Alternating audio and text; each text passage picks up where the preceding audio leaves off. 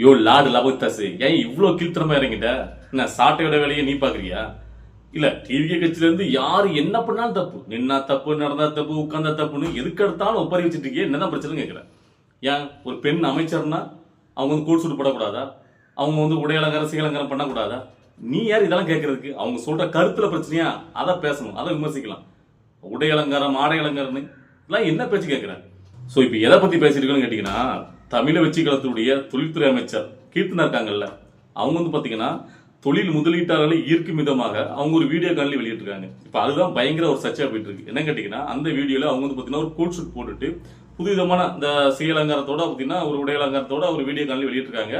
So இதை தான் பாத்தீங்கன்னா இப்போ வன்ம விரோதிகள் முழுக்க முழுக்க உட்காந்துட்டு இவங்க வந்து பாத்தீங்கன்னா ஒரு ரீல்ஸ் பைத்தியம் ரீல்ஸ் போடுறதே இருக்காங்க. இவங்களாம் தூக்கி முதல்ல அமைச்சர் பதவி கொடுத்தா இப்படிதான் இருக்கும், இந்த லட்சம் தான் இருக்கும், என்ன பதவி அதுக்குண்டான அந்த மரியாதை இல்லாம போச்சு, இப்படியா உட்காந்து ரீல்ஸ் போட்டுட்டு இருப்பாங்க, இது எவ்வளவு பெரிய பதவி, எவ்வளவு பொறுப்பா இருக்கணும், அப்படி இப்படின்னு நிறைய பேர் பாத்தீங்கன்னா தங்களுடைய அந்த வன்மத்தை காட்டுறாங்க. அதுல ஒரு ஆள் தான் இந்த முட்டுதாஸ், அதாவது இந்த லார்ட் லபத்தாஸ் இருக்காருல்ல, அவர் இது என்ன உடை அலங்காரம் சிகை அலங்காரம் பண்ணிக்கிட்டு இது வந்து ரீல்ஸ் முகத்தில் அலைகிறாங்க, அதாவது பொறுப்பு கொஞ்சம் கூட இல்லை, இப்படியே வந்து பாத்தீங்கன்னா தொழில் முதலீட்டாளர் இருக்கணும். ஸோ இது என்ன வந்து ரீல்ஸ், அதாவது இவங்க ரீல்ஸ்லயே வந்தவங்க ரீல்ஸ்லயே வந்து பாத்தீங்கன்னா ஆட்சி நடத்தலாம்னு பாக்குறாங்க, அப்படி இப்படின்னு ரொம்ப கொச்சையா ஒரு விமர்சனத்தை, அதாவது அந்த அமைச்சருடைய அந்த மேக்கப் பண்ணியிருக்கிற விதம், உடை அலங்காரம் ஆடை அலங்காரம் அதெல்லாம் விமர்சிச்சு இருந்தாலும் பேசியிருக்காரு.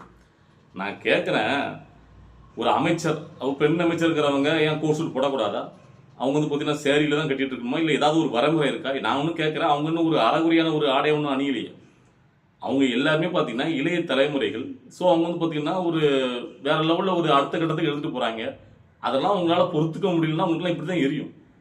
இல்லை எதை எடுத்தாலும் குறை சொல்லணும்னா, அதாவது அவங்க சொல்லக்கூடிய கருத்துல அதுல ஏதாவது குச்சம் இருக்கா பார்க்கணும். அதை விட்டு அவங்க மூஞ்சி சரியில்லை, உடை சரியில்லை, ஆடை சரியில்லை, இதெல்லாம் பார்த்துட்டு இருப்பாங்களான்னு கேட்குறேன். உங்களால முடியாது, புரியுதுங்களா? அது வந்து அவங்க ஜெயிச்சிருக்காங்க அந்த மக்கள்கிட்ட. அவங்க அடுத்த தலைமுறையினர் வேற விதமா அந்த அரசியல் எடுத்துட்டு போறாங்க. ஏன்னா முதலமைச்சர் விஜய் அவர்கள் கோட் சூட் தான் போட்டுருக்காரு. ஸோ அவர் வந்து ஒரு சிஓ மாதிரி இருக்காரு. ஸோ இவங்க வந்து அடுத்த தலைமுறையில அவங்க வர்றதில்ல, இதெல்லாம் ஒரு குறையா பார்ப்பாங்களா? அவங்க என்ன பண்றாங்க, அவங்களுக்கு ஒரு காலாவசரத்தில் அவங்களால என்ன முடியுது அப்படிங்கிறத வெயிட் பண்ணி பாருங்க. அதை விட்டுட்டு எது பண்ணாலும் குச்சம் கிளம்புனா இது வந்து அநாகரிகத்தின் உச்சம். அதாவது ஒருத்தவங்களுடைய, அதாவது ஒரு அமைச்சர்னா அவங்க ஒன்று பார்த்தீங்கன்னா அவங்க ஒன்றும் ஒரு ஆணவத்தில், இப்போ நான் ஒரு திமுக முன்னாடி அமைச்சர் ஒருத்தவங்க உட்காந்து பேசின வீடியோ ஒன்று இப்போ பசங்க எடுத்து போட்டுருந்தாங்க பார்த்தேன். அதாவது அதில் வந்து பார்த்தீங்கன்னா அவங்க தமிழிச்சு தங்க பாண்டியனா அவங்க தான் அப்படி கால் மேலே காலை போட்டு நீலாம்பரி மாதிரி உட்காந்துக்கிட்டு ஒரு இதே மாதிரி ஒரு வீடியோ காணொலி போட்டிருக்காங்க. ஸோ அது வந்து ரொம்ப ரொம்ப ஆணவத்தில் உச்சம். அந்த மாதிரி இருக்கும்போதெல்லாம் நீங்கள் வந்து கேள்வி கேட்கல. அதெல்லாம் பற்றி என்னைக்காவது கேள்வி கேட்டிருக்காங்கன்னா கேள்வி கேட்க மாட்டீங்க. ஆனால் ஒரு இளைய தலைமுறையினர் படிச்சுட்டு வந்திருக்காங்க. ஸோ அவங்க வந்து பார்த்தீங்கன்னா அடுத்த தலைமுறை அமைச்சர்னா அவங்க வந்து பார்த்தீங்கன்னா அது வேற மாதிரி அவங்களோட ஒரு ஐடியாலஜியில் பண்ணுறாங்க. அதில் என்ன குறைன்னு கேட்குறேன். அவங்க பண்ணக்கூடிய விஷயங்கள், அவங்க பேசுகிற விதங்கள், அவங்க சொல்லக்கூடிய கருத்துக்களை தான் நம்ம வந்து குறைய பார்க்கணும். அவங்களுடைய இதில் அவங்களுடைய ஆடை உடை இதெல்லாம் பார்த்து விமர்சனம் பண்ணுவாங்க. இது வந்து கிழ்த்திரமா இல்லையா? அதாவது வெளியில மட்டும் பார்த்தீங்கன்னா பெண்களுக்கு இவ்வளோ மதிப்பு கொடுக்கணும், பெண்கள்லாம் அப்படி நம்ம இது பண்ணணும், அப்படி பண்ணணும், அப்படியே பெருசாக வந்து பண்ண வேண்டியது. ஆனால் இவ்வளோக்குள்ள உள்ள வன்மத்தை வச்சுக்கிட்டு இவ்வளோக்குள்ள பெண்களை எதிர்க்க வேண்டியது. அப்போ என்ன மாதிரி இருக்காங்க பாருங்களேன். எனக்கு தெரிஞ்சு பாஜக இருந்து கூட யாருமே இவ்வளோக்குள்ள விமர்சிக்கல. இந்த அளவு பாஜகவுடைய ஆதரவாளர் மாதிரி தான் இருப்பார், பேசுவார். ஆனால் இப்போ வந்து பார்த்தீங்கன்னா பாஜக இந்த இதில் இல்லை, முழுக்க முழுக்க ஒரு இது பிளான் பண்ணுறாரு. என்ன கேட்டிங்கன்னா, அதாவது இந்த டிவிக்கே ஆட்சியை முழுவதுமாக நம்ம மொத்தால குறை சொல்லி நாம் வந்து ஒரு ஃபேமஸ் ஆகணும், ஒரு இது ஏதோ ஒரு நமக்கு ஒன்று ஆதாயம் வேணுங்கிறதுல முழு முயற்சியாக இருந்தாலும் இறங்கிட்டான். அதனால தான் இனிமேல் தமிழை வச்சு கிழமை என்ன பண்ணாலும் அதை குறை மட்டும் தான் சொல்லுவோம். இதெல்லாம் உண்மையான ஜேர்னலிஸ்டே கிடையாது. உண்மையான ஜேர்னலிஸ்ட்னா ஒரு ஆட்சியில் நல்லதையும் சொல்லணும், கெட்டதையும் சொல்லணும். எல்லாத்தையும் கெட்டதுன்னு கொஞ்சம் பார்த்து, அதாவது இந்த மஞ்சள் காமலை கணக்கு எதை பார்த்தாலும் மஞ்சள் காமலை தெரிற மாதிரி வேணுமனே தான் இந்த மாதிரி பண்ணுறாப்புல. அது வேற ஏதாவது பக்கா பிளான் போட்டாப்புல. இதன் மூலமாக பெருசாக ஒரு ஆதாயத்தை தேடணும் முடிவு பண்ணிட்டாப்புல. அதனால தான் இப்போ வந்து இவ்வளோக்குள்ள வன்மத்தில் இல்லைன்னா அவங்க ஒரு நீட்டாக ஒரு ப்ரெசன்டேஷன் தானே கொடுக்காங்க. அதாவது இவங்க அதோட பொறுத்துக்க முடியல. எனக்கு கேட்க அவங்க பேசுகிற இந்த இங்கிலீஷு, அவங்களுடைய ஸ்டைலிஷ் இதெல்லாம் பார்த்தா உங்களுக்கு எரியுதா? உங்களுக்கு எரியுன்னா அப்படிதான் பண்ணுவாங்க. உங்களை மாதிரி ஆட்கள் எரிஞ்சுக்கிட்டே தான் இருக்கணும். நான் அடுத்தப்பல காலத்தில் இறக்குறாரு வெள்ளிக்கிழமை சிங்கப்பெண் அதிரடி படை வராங்க பாரு, நம்முடைய பெண்கள் பாதுகாப்பை உறுதி செய்யறதுக்கு பெண்கள் படை வேற மாதிரி அடுத்த தளத்தை கொண்டு போறாரு. ஸோ இதெல்லாம் ரொம்ப ரொம்ப நல்ல விஷயம். அவர் சொன்னதை வந்து பார்த்தீங்கன்னா ஒவ்வொன்றா செஞ்சுட்டு இருக்காரு மனுஷன். அதெல்லாம் பாராட்டத்துக்கு மனசு வேணும். அதாவது நான் வந்து தப்பே இல்லை குறையிலன்னு சொல்ல வரல, தப்பு இருக்கும், விமர்சனம் பண்ணுங்க. ஆனால் அதெல்லாம் ஆக்கப்பூர்வமான விமர்சனமா இருக்கும்ல.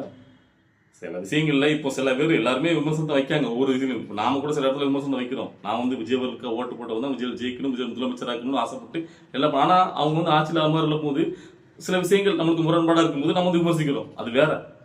ஆனா உட்காந்துக்கிட்டு எதுக்கு எடுத்தாலும் விமர்சனம், எதுக்கு எடுத்தாலும் நம்ம வந்து குறை சொல்லணும்னா அது இது என்ன மாதிரியான பிழப்பு? நீ திமுக ஆட்சியில் இருக்கிறது கூட இவ்வளோக்குள்ள குறை சொன்னது கிடையாது.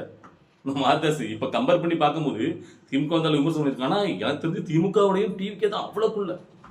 அப்ப திமுகவுடைய ஏதாவது உடன்பாடு திமுக காரங்க கூட இப்ப இதுக்கெல்லாம் வந்து விமர்சனத்தை வைக்கல, ஓடடி வரல. ஆனா அந்த மாரிதாசன் முதல்ல வர அவங்களோட டெய்லி ட்விட் எடுத்து பாருங்க, டெய்லி வீடியோ பாருங்க, டிவிக்கு பத்தி இருக்கும் குறை குறை குறை குறை அவ்வளவு குறை தான். அதாவது எங்கேயோ ஏதோ ஒண்ணு, அதாவது மக்கள் வாழ்ற பகுதியில் எங்கேயாவது ஏதாவது குற்றம் தரக்கூடாது, உடனே அதை எடுத்து போடு. இங்க இத்தனை பேர் பாத்தீங்களா, இங்க ஒரு ஆக்சிடென்ட், இங்க ஒரு கொலை, இங்க கொள்ள அப்படின்னு டெய்லி உட்காந்து ஒப்பாரியா வச்சுட்டு இருக்கான் அந்த மனுஷன். ஏன் தான் இந்த பொழப்புன்னு நமக்கு புரியல. சரி, ஓகே, இது கிடக்கட்டும். ஒப்பரி வைக்கிறவங்க ஒப்பரி வச்சுட்டே இருக்கட்டும். அதுக்கு அடுத்தாப்புல இன்னொரு முக்கியமான விஷயம், நேற்று நடந்த விஷயத்தை பத்தி நம்ம பேசணும்ல, பேசாம விட்டோம் பாத்தீங்களா. ஸோ அதை முக்கியமா பேசிடலாம். அதாவது முதலமைச்சர் விஜய் அவர்கள் டெல்லிக்கு போய் நம்முடைய பாரத பிரதமர் மோடி அவர்களையும் நிதித்துறை அமைச்சர் நிர்மலா சீதாராமன் அவர்களையும் சந்திச்சிருக்காரு. ஸோ அந்த சந்திப்பு வந்து பார்த்தீங்கன்னா ரொம்ப நல்லபடியாக முடிஞ்சிருக்கு. அதாவது என்ன ஒருத்தருக்கு என்ன கேட்டிங்கன்னா, இது ரொம்ப ரொம்ப வரவேற்கத்தக்கது. எல்லா இதுலேயும் மாநிலத்திலிருந்தும் முதலமைச்சர் ஆனதுக்கப்புறம் பிரதமர் அவர்கள் நிதியமைச்சர்களையும் சந்திப்பாங்க. ஏன்னா யார் நம்ம வந்து அரசியல் ரீதியாக நம்ம வந்து கருத்து கொள்கை இதெல்லாம் வேறுபாடு இருக்கலாம். ஆனால் நாம வந்து பார்த்தீங்கன்னா ஒரு சிறந்த ஆட்சியை, மக்களுக்கான ஆட்சியை கொடுக்கணும் அப்படின்னா, மக்களுக்கான நலத்திட்ட உதவிகளை நம்ம வந்து செயல்படுத்தணும். அதுக்கு அவங்களுடைய தெய்வம் மேலே ஆட்சி பண்ணுறவங்களுடைய தெய்வம் தேவை. அவங்களுடைய சில விஷயங்கள் இணக்கமாக போய் தான் செய்யணும். அதாவது கொள்கை கோட்பாடு முரண்பாடுகளுக்கு இது வேற. அரசியல் ரீதியாக மக்களுக்கான நல்ல விஷயங்களை பண்ணணும் அப்படின்னா அதுக்கு மேலே ஆட்சி பண்ணக்கூடிய அந்த இதுவும் தேவை. அவங்களுடைய எதில் இணக்கமாக இருக்கணுமோ அதில் இணக்கமாக இருக்கணும், எதில் முரண்படணுமோ அதில் முரண்படணும். அதை விட்டுட்டு சும்மா எடுத்ததுக்கெல்லாம் நான் மட்டும் முறைச்சிட்டே நிற்போம் அப்படின்னா மக்களுக்கு எதுலையுமே ஒரு நல்ல விஷயம் வந்து சேராது, அதை பண்ண முடியாது. ஸோ அந்த வகையில் முதலமைச்சர் விஜய் அவர் பார்த்தீங்கன்னா நேரடியாக போயிட்டு நேற்று, அதாவது மரியாதை நிமித்தமாக தான் ஜெயிச்சதுக்கப்புறம் இப்போ தான் முதல் முறையாக போயிருக்காரு, போய் சந்திச்சுட்டு வந்திருக்காரு. இதில் இன்னொரு கூடுதலாக ஒரு நல்ல விஷயம் என்ன கேட்டிங்கன்னா, அந்த டைமில் காங்கிரஸ் தலைவர் அதாவது ராகுல் காந்தியா சோனியா காந்தி இவங்கெல்லாம் போய் பார்ப்பாங்க அப்படிங்கிற மாதிரி நியூஸ் வந்து பரவலாக வந்துட்டுச்சு. அவங்க வீட்டில் தான் சாப்பிட போறாரு அப்படி இப்படிலாம் வந்துட்டு இருந்துச்சு. அதை நல்லபடியாக தவிர்த்திருக்காரு. அது ரொம்ப ரொம்ப நல்ல விஷயம். ஏன்னா இப்போ நீங்கள் வந்து பார்த்தீங்கன்னா டெல்லியில் போயிட்டு நம்ம பாரத பிரதமர் அவர்களையும் நீங்கள் வந்து அவங்க தான் அதிகாரத்தில் இருக்காங்க, அவங்கள தான் சந்திக்க நிதியமைச்சர், அவங்கள சந்திக்கிற நேரத்தில் நீங்கள் போய்கிட்டு போய் காங்கிரஸ் அதாவது நேர் எதிரான காங்கிரஸ் அவங்களையும் போய் சந்திச்சுட்டு வந்தீங்க அப்படின்னா அது வந்து பார்த்தீங்கன்னா பெரிய ஒரு விமர்சனத்துக்கு உள்ளாகக்கூடும். அப்போ வந்து பார்த்தீங்கன்னா ஒரு பகைக்கு நேரிடும். ஏன்னா அவங்க 2 பேரும் எதிர்த்துறவங்களா இருக்காங்க. இது வந்து பார்த்தீங்கன்னா முக்கியமாக பிரதமர் நிதியமைச்சரை பார்க்கக்கூடிய சந்திப்பாக இருந்தால் மட்டும்தான் அது வந்து முக்கியத்துவமாக மாறும். ஸோ நீங்கள் அவங்க சந்திக்கிற நேரத்தில் காங்கிரஸாலையும் சந்திச்சிங்கன்னா ஏதோ சும்மா வந்து பார்த்தீங்கன்னா அவங்க சந்திக்கிற நேரத்தில் போகிற போக்கு இவங்களை வந்து பார்த்த மாதிரி அது வந்து பார்த்தீங்கன்னா மட்டுப்படுத்தப்படும். ஸோ அது வந்து பார்த்தீங்கன்னா ஒரு நல்ல முடிவெடுத்து, ஏன்னா போகும்போது பார்த்தீங்கன்னா 2 நாள் தங்குறாரு, காங்கிரஸ் தலைவர்களையும் மீட் பண்ணுறாரு அப்படிங்கிற மாதிரிலாம் நியூஸ் வந்துச்சு. அதை பார்க்காம இவங்களை மட்டும் பார்த்துட்டு வந்தது உண்மையிலே ஒரு நல்ல விஷயம். ஏன்னா என்னை பொறுத்த வரைக்கும் கொஞ்சம் நட்புறோட கொஞ்சம் நீங்கள் வந்து அனுசரித்து போனால் மட்டும்தான் மக்களுக்கு உண்டான நல்ல விஷயங்கள் நடக்கும். அதாவது இங்கே எல்லாருமே அதை தான் பண்ணுவாங்க. வெளியில் வந்து பார்த்தீங்கன்னா மோடியை நாங்கள் எதிர்க்கோம் அப்படி இப்படின்னு பேசுவாங்க டைலாக்கு. ஆனால் அவங்களுக்கு சுயமாக தேவைப்படும் போது மட்டும் வெளில கூடி காட்டுவாங்க. ஸோ ஏதாவது கேஸ் ரைடு வந்தால் மட்டும் மறைமுகமாக போயிட்டு டெல்லியில் போயிட்டு சாம்சாரமாக காலில் வந்துட்டு வந்துடுவாங்க. ஸோ அந்த வகையில் வெளிப்படைத்தன்மையோட முதலமைச்சர் விஜய் அவர்கள் இருக்காரு தான் நான் பார்க்குறேன். ஏன்னா அவருக்கு வேற எந்த ஒரு பயமும் கிடையாது, மக்களுக்கு நல்லது நடக்கணும், அதை வெளிப்படையாகவே பார்த்துட்டு வந்துட்டாரு. ஸோ இதையுமே பார்த்தீங்கன்னா திமுக காரங்க பயங்கரமாக உட்காந்துக்கிட்டு, அதாவது இவருடைய முதலமைச்சர் மு.க. ஸ்டாலின் அவர்கள் ஆட்சியில் இருக்கும்போது மட்டும் பிரதமர் மோடி சந்திக்கும் போது மட்டும் அதை என்ன மாதிரி விமர்சனத்துக்கு உள்ளாக்குனீங்க, அதாவது அவருடைய தேவைக்கு அவருடைய ரைடுக்காரங்க பயந்து போய் அங்கே போய் போறாரு அப்படின்லாம் விமர்சனம் வச்சிங்கல்ல. இப்போ நீங்க மட்டும் எதுக்கு போயிருக்கீங்க? அப்போ நாங்களும் சொல்லுவோம்ல, அதாவது இவருக்கு பெரும்பான்மை கிடைக்கல, இவங்க ஆட்சி இந்த கவலை போது குதிரை பேரம் நடத்தினதை பற்றின பிரச்சனைக்கு உள்ளாவது இந்த மாதிரி பிரச்சனைகளை சமாளிக்கிறதுக்காக தான் மோடி போய் பார்த்துருக்காரு, நாங்களும் சொல்லுவோம்ல அப்படின்ட்டு லூசில் அது இது ஒன்றா. விஜய் அவர்கள் தனிப்பட்ட அவருக்கு இப்போ எதுவுமே பிரச்சனை கிடையாது. இப்போ என்னது குதிரை பெற பிரச்சனை, இந்த பிரச்சனை அவர் பெரும்பான்மையில் இப்போ என்டிஏ உள்ளவங்களும் வந்து பார்த்தீங்கன்னா இவங்களுக்கு ஆதரவு கொடுத்து நிற்கலையே. முழுக்க முழுக்க பார்த்தீங்கன்னா அதாவது திமுக கூட்டணியில் இருந்தவங்க தான் உங்களுடைய ஆதரவு பேச்சை கேட்காம அவங்க கூட்டணியில் விருப்பம் இல்லாமல் இருந்தாங்கன்னா இப்போ இங்கே வந்து சேர்ந்துருக்காங்க. ஸோ இதுலையுமே பார்த்தீங்கன்னா அவருக்கு இப்பயுமே ஒரு 5 பேர் வந்து ராஜினாமா பண்ணிட்டாங்க, எடுத்ததில் வரப்போகுது. ஸோ அவரு பண்ணதுலேயே ரொம்ப ரொம்ப நல்ல விஷயம் தான். ஆனால் யாரை சார்ந்தும் அவர் இருக்க போகிறது கிடையாது. ஏன்னா இவங்க எப்போ வேணா மாறுவாங்க, இப்போ வேணா சொல்லலாம். அதாவது திருமாவளவர்கள் நாங்கள் எந்த காலத்திலையும் உங்களோட வந்து ஆட்சியை கவிழ்க்க மாட்டோம் அப்படின்ட்டு. ஸோ இதெல்லாம் நம்பிட்டு அவர் இருக்க முடியுமா? அந்த 5 வருஷத்துக்கு ஒழுங்காக அவர் நினைச்சு செய்ய முடியுமா? அவங்க வந்து அழுத்தத்தை கொடுத்துட்டே இருப்பாங்க. இப்போவே பார்த்தீங்கன்னா அருண் ஐபிஎஸ் வந்து பதவி கொடுத்துருக்குது காரணமே திருமாவளவனுடைய அழுத்தம் தான் அப்படின்னு சவுக்கு சங்கர் சொல்றாப்புல. ஆனால் அவர் சொல்றது தப்புனா தான் இவங்க நேரத்துக்கு எதிர்ப்பாங்களே சவுக்கு சங்கரை, எதுவுமே வாய் திறக்கலையே. ஸோ இப்படி எல்லா அழுத்தத்தையும் கொடுத்துட்டே இருப்பாங்க. அதை கேட்டு ஒரு ஆட்சி பண்ணால் அது எல்லாருக்குமான ஆட்சியாக இருக்காது. முழுக்க முழுக்க சிறுபான்மையர் மைனாரிட்டி ஆட்சியாக தான் போயிட்டு இருக்கும். ஸோ அதனால இப்போ ஏடிஎம்கிலேருந்து இப்போ 5 பேர் வந்திருக்காங்களா ராஜினாமா பண்ணிட்டு, ஸோ இப்படி அவங்க வந்து இன்னும் 2-3 பேர் வந்துட்டாங்கன்னு வச்சுக்கோங்களேன், அவருக்கு பிரச்சனையே கிடையாது. அவர் பாட்டில் அவர் இந்த மெஜாரிட்டியாக அவருடைய என்ன நினைக்கிறாரோ அதை பண்ணிட்டு போகலாம்.